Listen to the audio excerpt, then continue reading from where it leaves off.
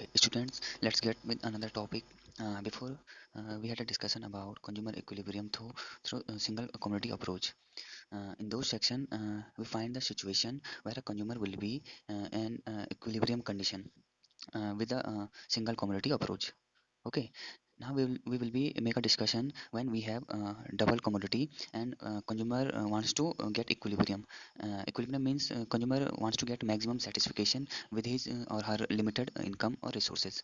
Okay तो यहाँ पे सबसे पहले कंज्यूमर इक्विलिब्रियम की जो कंडीशन हम पढ़ रहे हैं वो डबल कमोडिटी अप्रोच के हिसाब से पढ़ेंगे। डबल कमोडिटी मीन्स हमारे पास क्या है, कोई दो कमोडिटीज़ होंगी या हम ये कह सकते हैं कि हमारे पास ग्रुप्स ऑफ कमोडिटी होगी। तो उन दोनों कमोडिटी के द्वारा हमें क्या करना है, जो कंज्यूमर उसको परचेज कर रहा है, कंज्यूम कर रहा है, वो कहाँ पे किस सिचुएशन में किस लेवल पे जो है कि सेटिस्फाई मैक्सिमम सेटिस्फाई होगा, उस स्थिति को उस सिचुएशन को हमें आइडेंटिफाई करना है। ठीक है, तो सिंगल कम्युनिटी अप्रोच आपने अच्छे से पढ़ लिया था कि अगर एक कम्युनिटी होगी तो कंज्यूमर अपना जो सेटिस्फिकेशन है वो किस तरीके से प्राप्त करेगा। ठीक है, तो उसमें क्या था कि जो कंडीशन बन रही थी हमारी marginal utility of X equal to price of X. जो कम्युनिटी उसने परचेज की उस कम्युनिटी से उसे उसके एडिशनल यूनिट से मिलने वाली जो क्या है जो यूटिलिटी है, अगर वो उस एडिशनल यूनिट के लिए पे किए गए प्राइस की वैल्यू के क्या होता है, इक्वल होता है, तो वहाँ पे वो क्या हो जाएगा, उसका इक्विलिब्रियम का पॉइंट बन जाएगा।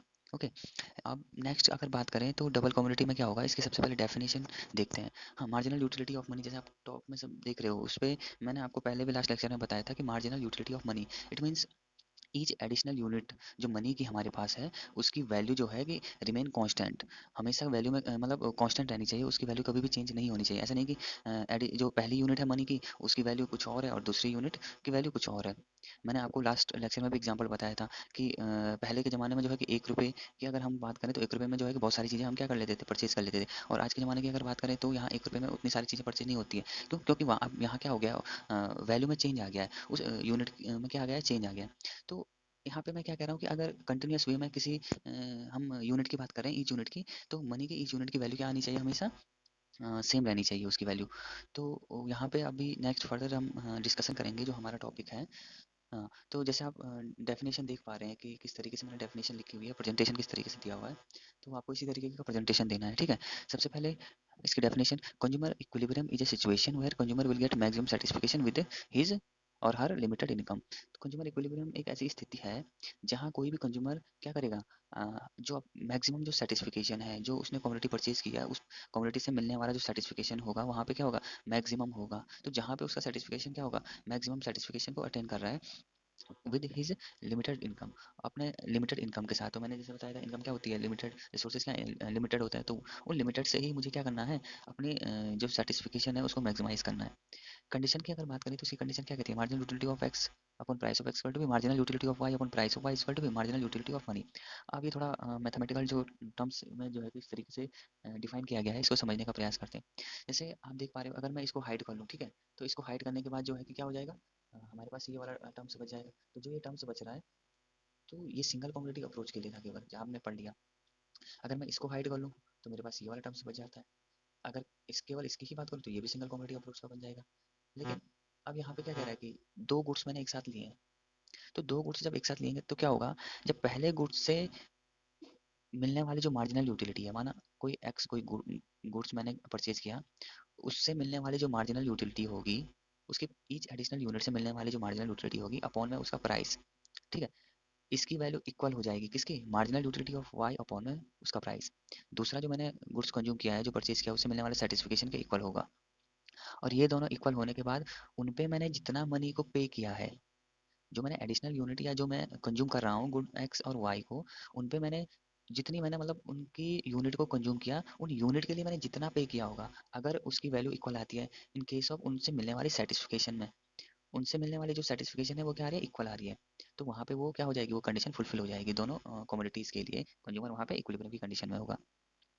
मीन्स हम इसको इस तरीके से समझ सकते हैं कि पहला मान लो मैंने जो है कि दो गुड्स परचेज किए, मैंने एक पैंट ली एक शर्ट ली।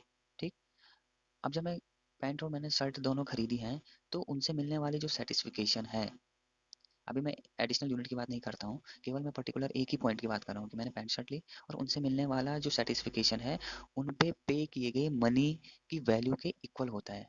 हाँ, मैंने जितनी वैल्यू को उन पे क्या किया है, पे किया है, उतने के बराबर अगर मुझे सेटिस्फिकेशन मिल रहा है, इट मीन्स वहाँ पे मैं क्या होगा, जो मैं कंज्यूमर हूँ वहाँ पे तो मैं इक्विलिब्रियम की कंडीशन में होऊंगा। मतलब मनी की वैल्यू किसके इक्वल है, उन कमोडिटीज से मिलने वाले सेटिस्फिकेशन के इक्वल है। मान लो मैंने 1000 रुपये पे किए हैं शर्ट के लिए, सॉरी पैंट के लिए, और 500 पे किए हैं शर्ट के लिए। तो अगर आप सेटिस्फाई हो कि हाँ इन पे इतना ही पे होना चाहिए था, चीज़ अच्छी है, तो फिर आपको क्या होगा, वहाँ पे सेटिस्फिकेशन मिलेगा। तो आपने जितनी मनी को जो है कि वैल्यूएट किया है उन कमोडिटीज़ के लिए, उतना ही आपको सेटिस्फिकेशन मिल रहा है। ठीक। तो यहाँ पे डबल कमोडिटी आपने ली, और उस डबल कमोडिटी में जो है कि आप क्या हो रहे हो, मैक्सिमम सेटिस्फाई हो रहे हो। अब यहाँ पे हमारा एग्जांपल जो नेक्स्ट हम शेड्यूल देखेंगे उसमें एक ही जो हमारी कम्युनिटी होगी उसके हम फर्दर कंटिन्यूस जो है कि एडिशनल यूनिट को क्या करते जाएंगे, कंज्यूम करते जाएंगे। तो हम वैसे ही उस सिचुएशन को आइडेंटिफाई करने की कोशिश करेंगे। नेक्स्ट बात करें, अभी इसका यूज जो है कि आप फर्दर देखोगे और फिर आगे जो है कि शेड्यूल में देख के उसको अच्छे से और अच्छे से समझ जाओगे। ठीक। नेक्स्ट, ये जो कंडीशन थी इसी के लिए की पॉइंट जो बनाया है कि आप जो डबल कम्युनिटी अप्रोच है उसको कुछ अदर नेम्स होते हैं, उसके अदर नेम के हिसाब से भी जो है कि डबल कम्युनिटी अप्रोच को जानते हैं हम। This is also known as equi marginal utility. तो इसको हम इक्वी मार्जिनल यूटिलिटी भी कहते हैं, लॉ ऑफ सब्सटीट्यूशन भी कहते हैं, लॉ ऑफ मैक्सिमम सेटिस्फिकेशन भी कहते हैं, एंड गोसेंस सेकंड लॉ भी कहते हैं। तो इसको गोसेन का सेकंड लॉ भी कह दिया। और जब गोसेन का सेकंड लॉ ये है तो गोसेन का फर्स्ट लॉ क्या होगा। ठीक है। तो ये आप लोगों के लिए होमवर्क है। यहाँ आप लोगों ने क्या करना है, वीडियो को देखोगे तो उसके बाद जो है कि कमेंट सेक्शन में आपने लिखना है कि गोसेन का जो फर्स्ट लॉ है वो क्या है, what is the first law of Gaussian. तो उसका जो फर्स्ट लॉ है वो आपने कमेंट सेक्शन में लिखना है। ये आपके लिए अभी आज का क्या है, होमवर्क है, ये क्वेश्चन जो है आपको। हाँ। नेक्स्ट जो अगर बात करें तो हमने इसके नेम देख लिए हैं, इतने सारे नेम हैं। तो इन नेम के हिसाब से भी आपको क्वेश्चन पूछ सकता है कि इक्वी मार्जिनल यूटिलिटी अप्रोच क्या है। तो आपको डबल कम्युनिटी अप्रोच के बारे में डिफाइन करना है, या कह दे कि गोसेन का सेकंड लॉ एक्सप्लेन कीजिए, तो आपको डबल कम्युनिटी अप्रोच क्या करना है, एक्सप्लेन करना है। अब इसके एग्जांपल की अगर बात करें, suppose the income of a consumer is ₹60। मान लो अभी क्या है, किसी कंज्यूमर की इनकम क्या है, ₹60 है। इनकम से मीन्स मान लो कोई कंज्यूमर मार्केट में गया, उसके जेब में ₹60 है। ₹60 से उसने दो गुड्स क्या किए हैं, परचेज किए हैं। अब उनका कम्बिनेशन देखते हैं कि किस तरीके से उनका कम्बिनेशन बनेगा। And he purchase the combination of goods X and goods Y. Goods X और वाई को खरीद रहा है at a price of ₹10 and 5 each respectively. तो वो क्या कर रहा है, ₹60 उसके पास अवेलेबल हैं। ठीक है, लिमिटेड रिसोर्स। अब वहाँ पे वो दो गुड्स जो खरीद रहा है एक्स और वाई, एक्स को खरीद रहा है ₹10 ईच, यानी कि जितनी एडिशनल यूनिट होगी, जैसे बिस्किट है तो पार्ले जी का बिस्किट लिया, तो पहला बिस्किट जो लोगे वो ₹10 का है, तो दूसरा भी तो ₹10 का ही होगा। तो वहाँ पे उसकी जो प्राइस है वो सेम है। वैसे दूसरा गुड है, उसकी प्राइस भी क्या है, सेम है। गुड वाई है, उसका जो प्राइस है वो क्या है, ₹5 ईच है। अब इसके कॉम्बिनेशन की बात करते हैं कि मैं इसके यूनिट को फर्दर जो है कंज्यूम करता जा रहा हूँ। पहला बिस्किट लिया, कंज्यूम किया, दूसरा लिया, फिर तीसरा लिया, फिर चौथा लिया, प्राइस तो सेम रहेगा। ठीक। अब क्वांटिटी में क्या चेंज आ रहा है और उसकी यूटिलिटी में क्या चेंज आ रहा है उसको देखते हैं अभी। यूनिट, पहले यूनिट की बात करते हैं। पहले यूनिट का मैंने कंजम्पशन किया। ओके। पहले यूनिट का जब मैं कंजम्पशन करूंगा, तो गुड एक्स की पहली यूनिट को कंज्यूम करने से मुझे जो यूटिलिटी मिली है, जो मार्जिनल यूटिलिटी की वैल्यू आई है वो आई है ₹100। वैसे ही गुड वाई का मैंने पहले यूनिट का कंजम्पशन किया, मुझे 35 की मार्जिनल यूटिलिटी मिली है, यानी कि उससे 35 की यूटिलिटी मिली। सेकंड वाली यूनिट कंज्यूम की, एक्स से मुझे जो है कि 90 और वाई से 30। थर्ड वाली यूनिट कंज्यूम की, एक्स से 80, वाई से 25। फोर्थ यूनिट का कंजम्पशन किया, तो एक्स से जो है कि 70 यूटिल्स एंड वाई से 20 यूटिल्स। वैसे फिफ्थ वाले से एक्स से 60 यूटिल्स, वाई से 15 यूटिल्स। एंड सिक्स्थ वाले से जो है एक्स से मुझे 50 यूटिल्स का सेटिस्फिकेशन मिला, और वाई से 10 यूटिल्स का। अब आप देख रहे हो कि इस तरीके से यूनिट का कंजम्पशन करने से क्या सेटिस्फिकेशन मिला, ये तो मुझे पता लग गया। अब यहाँ बात करते हैं कि कंज्यूमर इक्विलिब्रियम की कंडीशन में कब आएगा। हाँ। जैसे 6 से देख लिया आपने कि 50 यूटिल्स, वाई से जो है 10 यूटिल्स। अब यहाँ हमने क्या देखना है कि कंज्यूमर इक्विलिब्रियम की कंडीशन में कब आएगा। तो यहाँ पे जो हम हमारे पास जो कंडीशन बन रही थी वो क्या बन रही थी, marginal utility of X upon price of x. X जो हमारे पास कमोडिटी है उससे मिलने वाले सेटिस्फिकेशन की वैल्यू को काउंट करते हैं। उस पे हमने जितना मनी वैल्यू को पे किया है उसके इक्वल अगर वो है, तो marginal utility of X upon price of x, marginal utility of X upon price जितना है, एक्स का प्राइस ₹10 था। ठीक है, तो ₹10 प्राइस था तो हम उससे क्या कर लेंगे, डिवाइड कर लेंगे। ठीक। तो मार्जिनल यूटिलिटी कितनी मिली है, 100। तो यहाँ पे क्या आ जाएगा, हम इस तरीके से, पहला मैं आपको एग्जांपल ये दे दूँ यहाँ पे, हम इसको जो है कि ऐसे भी लिख सकते हैं, 100 अपॉन में कितना हो जाएगा, प्राइस कितना है एक्स का, ये एक्स के लिए निकालें तो प्राइस कितना है 10। इक्वल टू बी 0 से 0 कैंसिल हो गया तो इसकी वैल्यू आ जाएगी 10। ओके, तो इस तरीके से वैल्यू निकल जाएगी। फिर वैसे ही मार्जिनल यूटिलिटी ऑफ एक्स, यहाँ मार्जिनल यूटिलिटी कितनी है 90, प्राइस कितना है 10, तो 10 से डिवाइड कर लोगे तो 9, वैसे 80 को 10 से करोगे डिवाइड तो 8, 70 को करोगे तो 7, 60 को करोगे तो 6 एंड 50 को करोगे तो 5 इसकी वैल्यू निकल आएगी। ओके, वैसे वाई कमोडिटी में अगर हम मूव करें तो वाई कमोडिटी का क्या है, प्राइस क्या है, प्राइस है 5 रुपीज़। तो पहली जो यूनिट है उससे मिलने वाली जो यूटिलिटी है वो कितनी है 35, तो 35 यहाँ पे कितना हो जाएगा 35 अपॉन में कितना, जितना उसका प्राइस है 5, तो कितना आ जाएगा 5 7 जा 35, वही वैल्यू आई है 7। वैसे 30 को डिवाइड करोगे जितना इसका प्राइस है, तो प्राइस कितना है, प्राइस है इसका कितना 5 रुपीज़, तो 5 6 जा, यहाँ पे आ गया है 6 इसकी वैल्यू। अगेन 5 से इसको डिवाइड करो तो 5 5 जा 25, 5 4 जा, यहाँ 4 आ गया है, 5 3 जा, यहाँ 3 आ गया है, 5 2 जा, यहाँ 2 आ गया है। तो ये marginal utility of X upon price of X यानी marginal utility of Y upon price of Y. अब हमने क्या करना है, इन दोनों में देखना है कि ये दोनों इक्वल कहाँ पे हैं। तो जैसे कि आप देख पा रहे हो कि इन दोनों की वैल्यू इक्वल कहाँ पे है, पहली कंडीशन बन रही है ये 7 7 दोनों क्या इक्वल है, 6 6 दोनों इक्वल है, 5 5 दोनों इक्वल है। लेकिन हमारा जो कंज्यूमर का जो इक्विलिब्रियम पॉइंट होगा वो केवल क्या होगा, एक होगा। अब यहाँ पे प्रॉब्लम ये आ गई है कि हमारे पास तो 3 मिल रहे हैं, इन तीनों में से कोई एक ही होगा। अब उसको कैसे आइडेंटिफाई करेंगे, उसके लिए हमें क्या करना है, देखो हमारे पास नेक्स्ट फर्दर जो फॉर्मूला दे रखा है वो क्या है, income is equal to be price of X into quantity of X plus price of Y into quantity of Y. Generally आपको ये समझना है, इनकम का जो फॉर्मूला होगा वो इस तरीके से बनेगा, प्राइस इंटू क्वांटिटी, ठीक है। जो टोटल इनकम होगी, मान लो आपके पास अभी जेब में कितने रुपए थे, इस एग्जांपल को देख के चलें तो 60 रुपीज़ थे, ठीक। तो इनकम आपकी 60 रुपीज़ थी, और मान लो जो है कि 10 रुपीज़ जो है कि कोई बिस्किट के पैकेट का प्राइस रखा हुआ है, ठीक। तो यहाँ पे प्राइस कितना आ जाएगा 10 रुपीज़ आ जाएगा, और आप उस बिस्किट के 6 पैकेट को क्या करते हो, परचेज करते हो, तो क्वांटिटी कितने पैकेट 6, तो टोटल इनकम थी 60 रुपीज़, प्राइस हो गया 10 मल्टीप्लाई बाई क्वांटिटी कितनी 6 पैकेट, 10 6 जा 60, और इनकम भी कितनी थी 60, तो दोनों की वैल्यू इक्वल आई, आ गई ना। तो मतलब हम कैसे निकाल पा रहे हैं वो, किसी भी कमोडिटी के प्राइस को जब मल्टीप्लाई किया जाता है उसके क्वांटिटी से, तो जो टोटल वैल्यू होगी उस पे खर्च की जाने वाली टोटल वैल्यू हो जाएगी। तो वो जो टोटल वैल्यू थी उतना ही मैंने यहाँ पे इनकम रखा था, इनकम मीन्स उतना मेरे जेब में क्या था, अवेलेबल था मनी, तो उसकी टोटल वैल्यू यहाँ से निकल आई है। वैसे मेरे पास दो अगर गुड्स हैं, दो कमोडिटी हैं, तो उन दोनों कमोडिटी का जो प्राइस होगा वो कैसे होगा, पहले का प्राइस इंटू उसकी क्वांटिटी प्लस दूसरे का प्राइस इंटू उसकी क्वांटिटी, इन दोनों को प्लस करेंगे तो जितना टोटल इनकम रही होगी मेरे जेब में, जितना अवेलेबल रहा होगा तो उसकी वैल्यू निकल आएगी। अब यहाँ पे देखो आप क्या देख पा रहे हो कि जो फोर्थ लेवल ऑफ आउटपुट है, जब फोर्थ यूनिट का कंजम्पशन कर रहे हैं, ठीक है, फोर्थ यूनिट का कंजम्पशन कर रहा हूँ मैं, तो उससे जो मार्जिनल यूटिलिटी मिल रही है किससे, एक्स वाले जो कमोडिटी है, जो एक्स वाली कमोडिटी है उससे जो मार्जिन, जो हमारे इक्विलिब्रियम की कंडीशन है हम केवल उन्हीं में देखेंगे। फोर्थ आउटपुट लेवल पर मुझे एक्स से जो है कि 7 यूटिल्स का क्या मिल रहा है, सेटिस्फिकेशन मिल रहा है। अभी हम क्या देख रहे हैं, 7 यूटिल्स का सेटिस्फिकेशन कहाँ कहाँ मिल रहा है, तो एक्स का जब मैं कंजम्पशन कर रहा हूँ तो फोर एक्स का जब कंजम्पशन कर रहा हूँ तो 7 यूटिल्स का सेटिस्फिकेशन मिल रहा है जब मैं 4 यूनिट का कंजम्पशन कर रहा हूँ, और यही 7 यूटिल्स का सेटिस्फिकेशन मिल रहा है जब मैं वाई की क्या कर रहा हूँ, 1 यूटिल्स का क्या कर रहा हूँ, कंजम्पशन कर रहा हूँ। तो वाई के लिए आप जैसे देख पा रहे हो, वाई के लिए क्या है, वाई का 1 यूनिट है, और एक्स 7 कहाँ है, एक्स 7 कहाँ है, फोर्थ आउटपुट लेवल पे है, ठीक। तो एक्स फोर्थ आउटपुट लेवल पे 7 है, और वाई फर्स्ट आउटपुट लेवल पे क्या है 7 है। इतनी बात क्लियर है।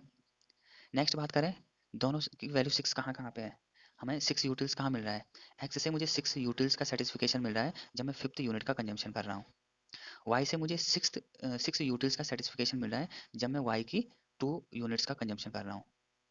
नेक्स्ट बात करते हैं, एक्स से मुझे 5 यूटिल्स का सेटिस्फिकेशन मिल रहा है जब मैं वाई की 6 यूनिट का कंजम्पशन कर रहा हूँ। नेक्स्ट, वाई से 5 यूटिल्स का सेटिस्फिकेशन मिल रहा है जब मैं वाई की 3 यूनिट्स का कंजम्पशन कर रहा हूँ। अब इन तीनों पॉइंट पे हम इक्विलिब्रियम की कंडीशन को आइडेंटिफाई करने की कोशिश करते हैं, ठीक। तो सबसे पहले value of output at fourth level, जो फोर्थ लेवल है हमारा उस पे हम वैल्यू को फाइंड करने की कोशिश करते हैं।